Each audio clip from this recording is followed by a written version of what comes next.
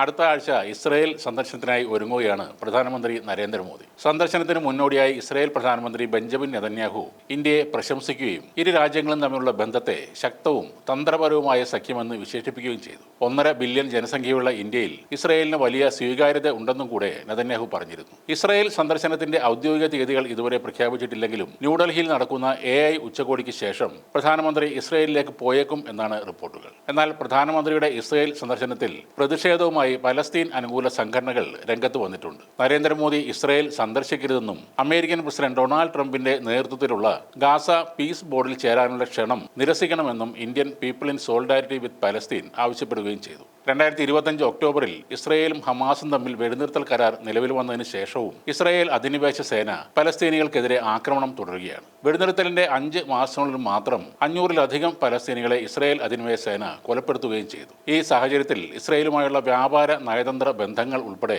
എല്ലാത്തരം ബന്ധങ്ങളും ഇന്ത്യൻ സർക്കാർ വിച്ഛേദിക്കണമെന്നും IPSP ആവശ്യപ്പെട്ടു. ഏകദേശം 9 വർഷങ്ങൾക്ക് ശേഷമാണ് നരേന്ദ്രമോദി ഇസ്രയേൽ സന്ദർശിക്കുന്നത്. 3-ാം തവണ അധികാരത്തിലേറിയതിനു ശേഷമുള്ള ആദ്യത്തെ സന്ദർശനവും ഇതാണ്. ഉഭയകക്ഷി സഹകരണത്തിന് പുറമെ പശ്ചിമേഷ്യയിലെ സുരക്ഷാ സാഹചര്യം ഉൾപ്പെടെയുള്ള സംഭവവികാസങ്ങളെല്ലാം ഇരു നേതാക്കളും ചർച്ച ചെയ്യുമെന്നാണ് കരുതുന്നത്. ഇരു രാജ്യങ്ങളും തമ്മിലൊരു സ്വതന്ത്ര വ്യാപാര കരാറിനായുള്ള ചർച്ചകൾ നടക്കുന്നതായും ഇന്ത്യയിലെ ഇസ്രയേലി അംബാസിഡർ റൂവൻ അസർ അടുത്തിടെ പറഞ്ഞിരുന്നു. ഇന്ത്യയുടെ പ്രധാന പ്രതിരോധ പങ്കാളികൾ ഒന്നാണ് ഇസ്രയേൽ. മിസൈലുകൾ, ഡ്രോണുകൾ, നിരീക്ഷണ വ്യോമ പ്രതിരോധ പ്ലാറ്റ്ഫോമുകൾ വരെയുള്ള നിർണായക സംവിധാനങ്ങളൊക്കെ ഇന്ത്യ ഇസ്രയേലിൽ നിന്നാണ് ഇറക്കുമതി ചെയ്യുന്നത്. പ്രധാനമന്ത്രി നരേന്ദ്രമോദിയുടെ സന്ദർശന വേളയിൽ മന്ത്രിമാരും വ്യവസായ പ്രമുഖരും ഉൾപ്പെടെയുള്ള ഉന്നതതല പ്രതിനിധി സംഘവും കൂടെ ഉണ്ടാകുമെന്നാണ് കരുതുന്നത്. കഴിഞ്ഞ വർഷം വിദേശകാര്യമന്ത്രി ഡോക്ടർ S ജയശങ്കറും ഇന്ത്യൻ വ്യാപാരമന്ത്രി പീയൂഷ് ഗോയലും ഇസ്രയേൽ സന്ദർശിച്ചിരുന്നു. അതേപോലെ ഇസ്രയേൽ ധനകാര്യമന്ത്രി നീർ ബർക്കത്ത്, ധനമന്ത്രി ബെസലേൽ സ്മോട്രിച്ച്, വിദേശകാര്യമന്ത്രി ഗിഡിയൻ സാർ എന്നിവർ ഇന്ത്യയും സന്ദർശിച്ചിരുന്നു. അതേസമയം ഇപ്പോഴും ഗാസയിലും ലെബനോൺ സിറിയ അതിർത്തിയിലും ഇസ്രയേൽ കനത്ത വ്യോമാക്രമണം നടത്തുകയാണ്.